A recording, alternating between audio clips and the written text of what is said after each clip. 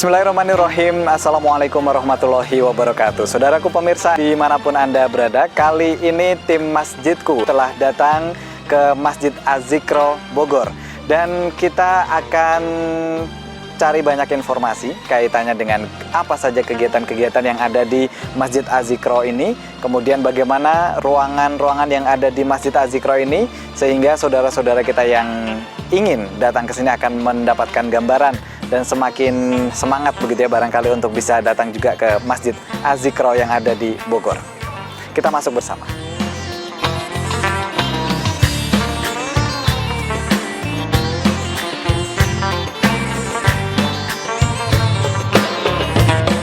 Masjid Az-Zikro dibangun pada tahun 2009.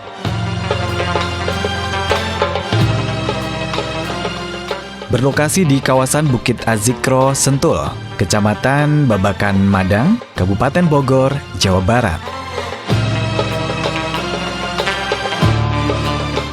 Masjid ini awalnya bernama Masjid Muammar Gaddafi dan pada tahun 2011 berganti nama menjadi Masjid Az-Zikro.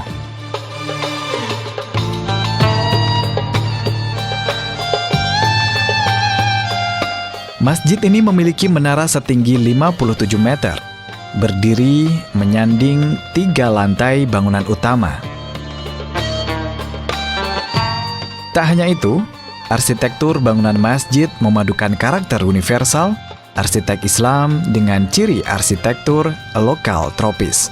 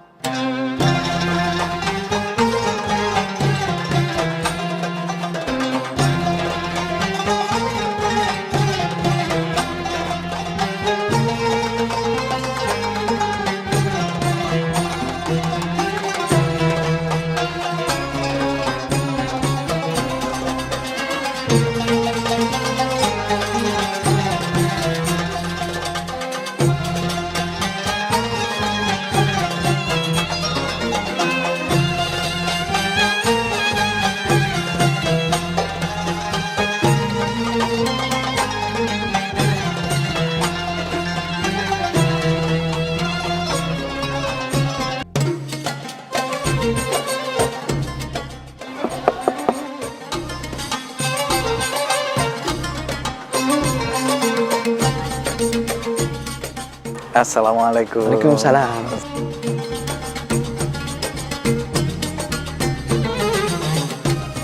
Silakan. Ya, terima kasih. Apa kabar, Pak? Baik, alhamdulillah. Pak Khotib.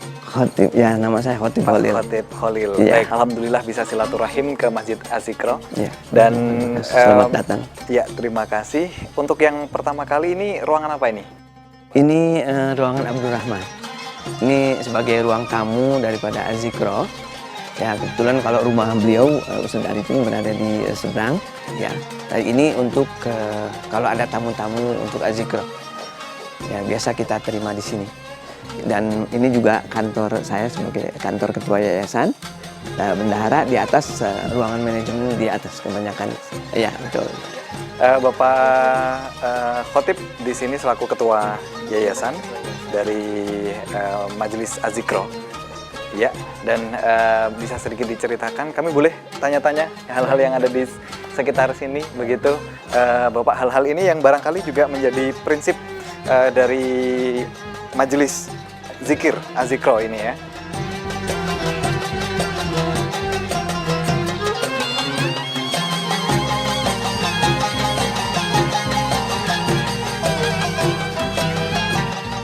Ini mungkin saya jelasin dulu, ini 7 sunnah harian sunnah Nabi, yang mana ini sangat konsisten dikerjakan oleh beliau, Ustadz Arifin Ilham.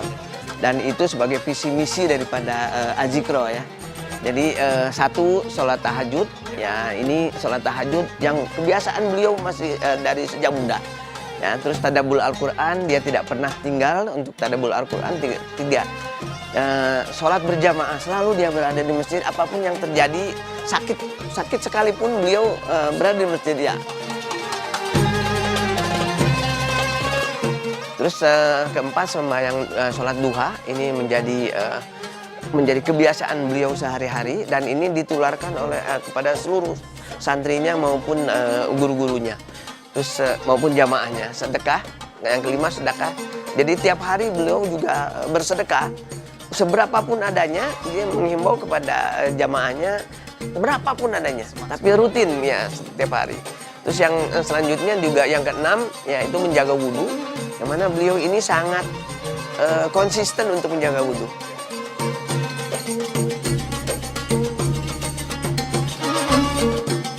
Terus yang ketujuh, memperbanyak istighfar. Jadi istighfar beliau itu harian sekitar 1000 sekalinya sembahyang tahajud. Ya. Baik. Ini berarti adalah 7 sunnah harian yang diamalkan oleh Ustadz Arifin, Ya, Arifin Ilham dan juga santri yang ada di santri sini. dan maupun para jamaah. Para jamaah Ya, selalu ya. Baik.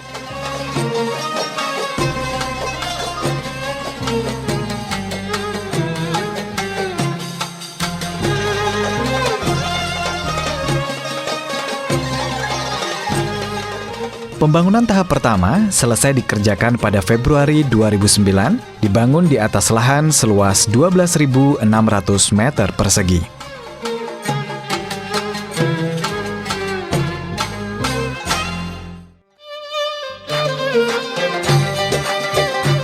Terdiri dari bangunan masjid, convention hall, dilengkapi menara setinggi 57 meter dengan lift dan air mancur. Masjid berlantai 3 ini sanggup menampung 22.000 jamaah sekaligus.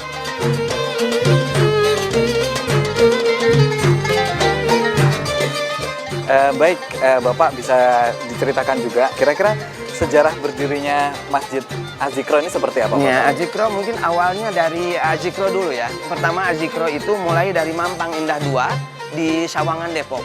Jadi pertama Ustadz Arifin mendirikan majelis zikir dari mulai 10 orang. 10 orang saja? Ya, 10 orang. Pertama mengajak lingkungan sekitar, karena beliau ini memang sangat konsisten sekali dengan zikir. Makanya ingin menzikirkan Indonesia. Menzikirkan Indonesia. Makanya dia istilah Indonesia berzikir. Wah. Itu awal cita-cita beliau. Berarti Indonesia mengingat Allah selalu. Betul, gitu ya. Jadi Baik. mulai dari 10 orang, terus dengan ini lama-lama menjadi besar dan akhirnya dengan konsistennya beliau berzikir dan selalu menjalankan sunnah Nabi itu yang 7 jalan Nabi selalu menjadi kepribadian beliau sambil mengajak-ajak ke para jamaah di sana. Akhirnya beliau pertama mendirikan masjid di sana. Alhamdulillah, Masjid Al-Amru Bittaqwa Ya. dengan tanpa modal dulu ya. Dengan modal istilahnya nekat gitu ya. Nekat. Insya Allah dia bilang Allah yang akan membiayai. Membantu. Setelah itu beliau juga mendirikan yayasan Yatama Azikro. Yayasan Yatama Azikro, beliau menampung 60 yatim. 60 yatim. Yaitu yatim ditampung dari awalnya itu tsunami.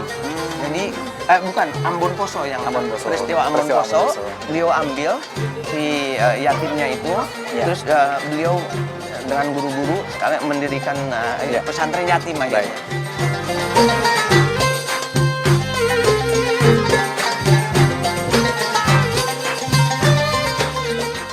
Secara ringkasnya, mulailah kita zikir besar ya. Mungkin saya perlu ceritakan.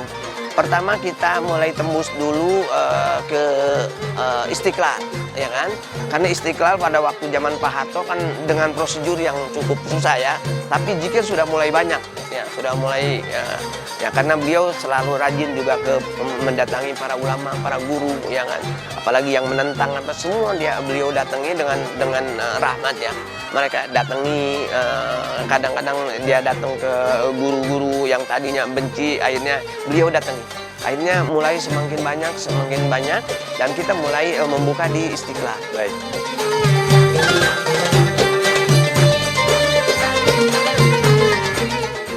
Alhamdulillah sudah mulai tembus ke Istiqlal.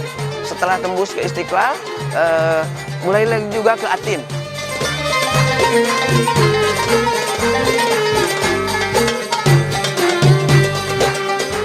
Dan setelah itu juga mulai juga ke Bank Indonesia.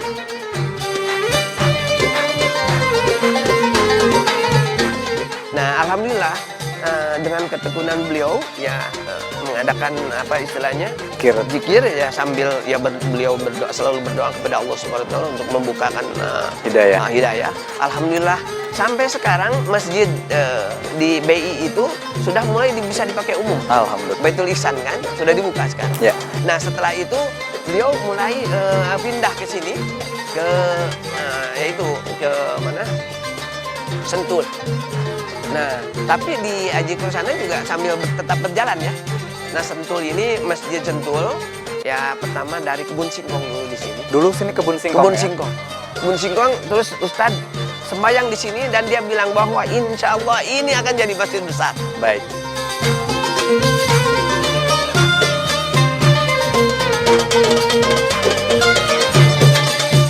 Keseluruhan biaya pembangunan masjid ini ditanggung oleh World Islamic Call Society, organisasi dakwah Islam dunia yang berpusat di Tripoli, Libya.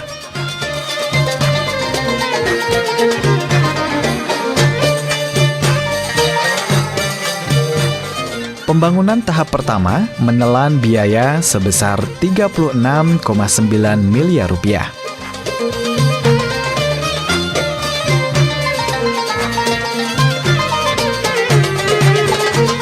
Pembangunan tahap kedua dianggarkan dana sebesar 23 miliar rupiah untuk membangun taman, area parkir, serta pesantren.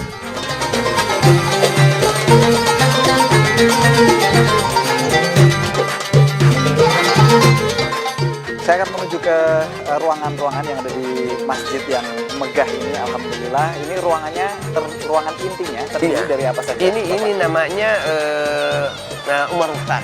Ustadz Arifin menamakan Umar Mukhtar.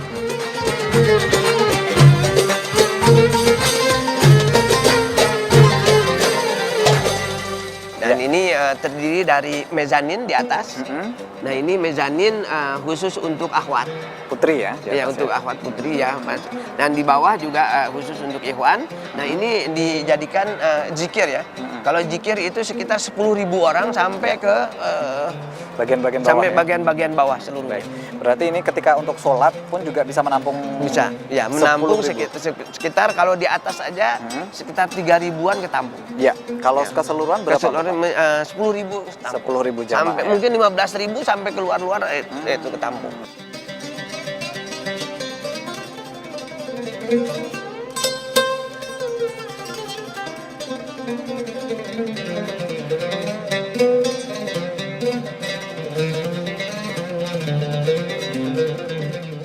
Baik, kemudian ke kepengurusan Bapak.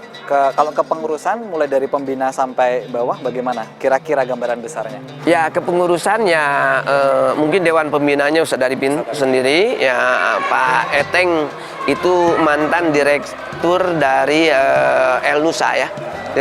Mantan direktur sebagai Dewan Pembina. Terus yang selanjutnya juga istrinya yaitu Ibu Yuni. Sekarang karena yang terdahulu sudah meninggal, Pak Marjuki orang tuanya. Dan terus dewan pengurusnya ya terdiri dari ketua yayasan, ya saya sendiri. Ya saya bergabung resminya sekali bergabung memang dari tahun 2008 ya. Tapi saya justru di sini setelah pensiun aja di 2012. Ya. Ya. Kemudian ada kepengurusan berikutnya lagi. Pengurusan berikutnya yaitu di samping sekretaris ada Dewan Penasehat, ya kan, Dewan Syariah, yaitu terdiri daripada ulama-ulama besar, Kiai Didin Hafizuddin, Abah Raud, Kiai Dimyati, yaitu para pengurusnya Dewan Syariah.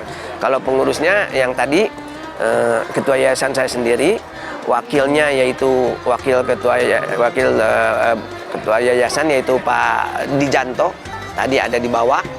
Terus juga bendahara Pak Kris, ya, Krisyanto sebagai bendahara. Setelah itu Dewan Pengawas Bapak Indra Japar. Kebetulan beliau adalah Kapolres Cirebon. Sekarang wakil Dirlantas Polda, ya. Setelah itu Pak Ujang sebagai Dewan Penasehat, Dewan Pengawas, Pak Amril, ya, terus Pak Haji Wawan.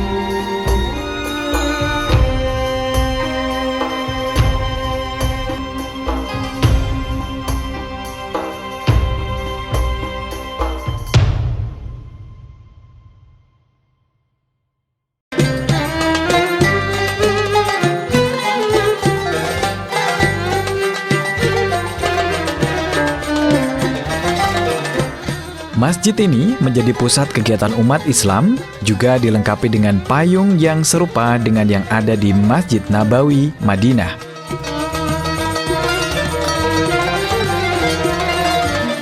Sebagai tempat tambahan bagi peserta majelis zikir yang tak tertampung di dalam masjid.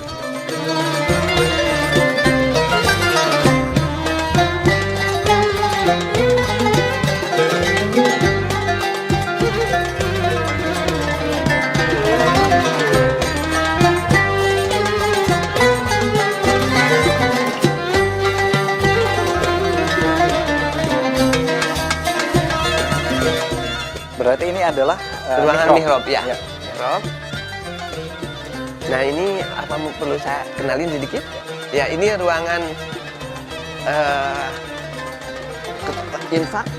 Karena di sini juga ada acara kita pernikahan, ada ruang akad nikah, peralatannya. Ini muazin dan imam berada di ruangan di sini.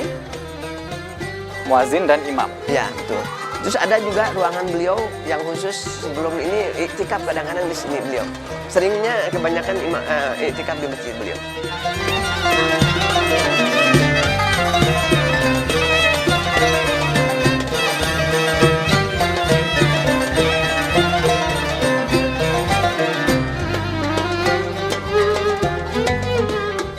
Ini ruangan sound system. Dan alhamdulillah semuanya, ini ruangan CCTV, kita sudah ada 22 CCTV. Ya? Alhamdulillah.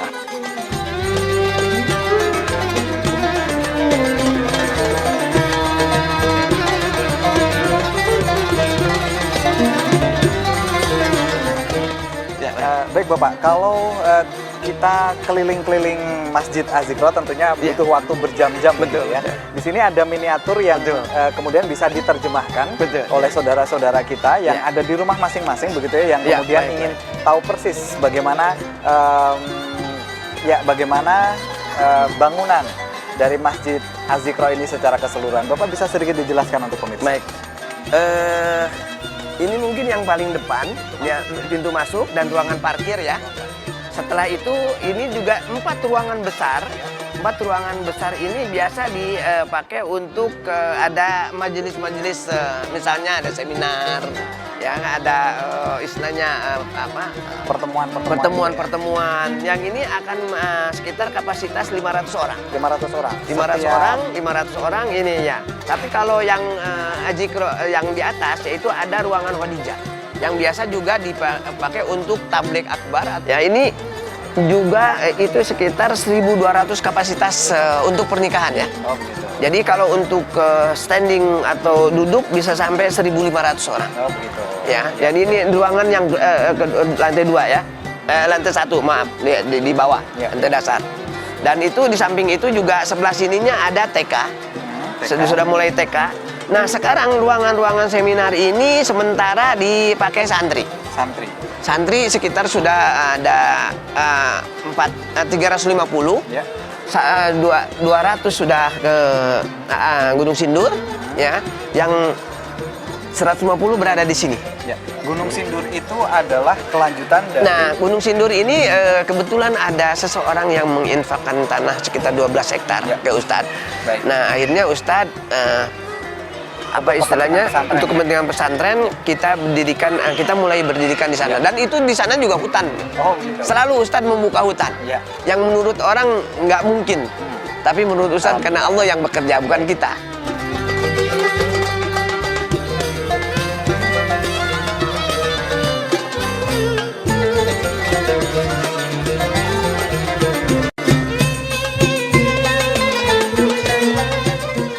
Kemudian untuk pembuatan masjid ini, Bapak, ini secara langsung 100% jadi begitu atau beberapa tahap? Ya, beberapa tahap. Jadi sekitar tanggal 22 Juli kalau tidak salah, 22 Juli itu mulai pembuatan masjid. Ya, 2007 ya. Ya. 2007, 2008 sudah mulai kalau tidak salah 2008 sudah mulai dipakai zikir walaupun Sudah. masih belum jadi. Ya, belum Masih sempurna. hanya lapangan aja kan. Baik. Nah, akhirnya alhamdulillah 2010 total selesai.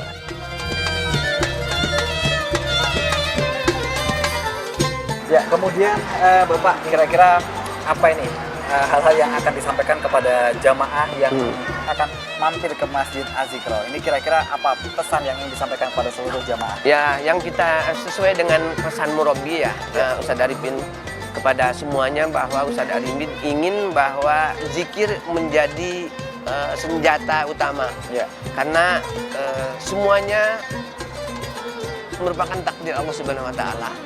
Kita senjata umat Islam itu berdoa. Ya, dalam arti kata berdoa ini ya dalam kehidupan sehari-hari menjalankan 7 sunnah Nabi, Ya. 7 sunnah Nabi yang konsisten.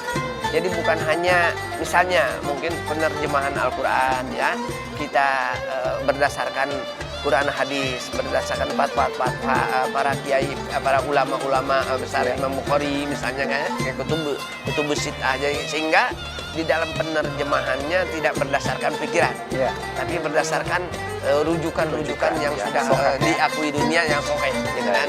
Itu yang kita harapkan. Terus yang kedua, menjadi pribadi Muslim itu memang betul-betul gitu, bukan hanya di Lisan. dalam wacana atau pembicaraan aja. Tapi totalitas. Totalitas, karena kata Ustadz tidak hanya cukup belajar ngaji, tapi belajar mengkaji dan mendakwahkan kepada orang lain. Mengamalkan.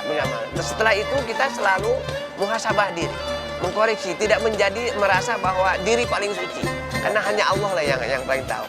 Dan ini kita juga welcome kepada umat Muslim, Dimanapun berada. ya khususnya mungkin semua kepada ahli sunnah wal jamaah ya, Ya. yang tidak keluar dari Koridor Islam. koridor Islam.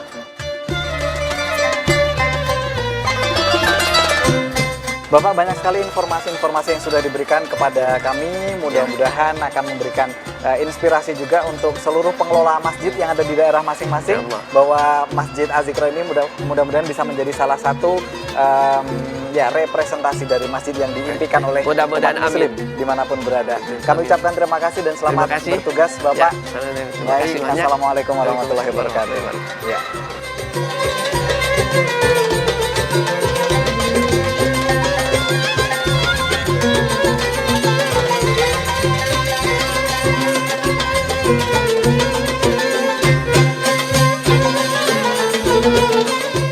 Baik pemirsa, dimanapun Anda berada, demikian silaturahim kami di Masjid Az-Zikro di kesempatan kali ini.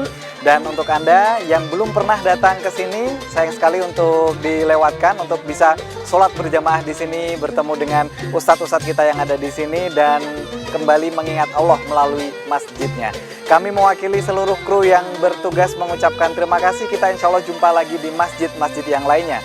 Wassalamualaikum warahmatullahi wabarakatuh.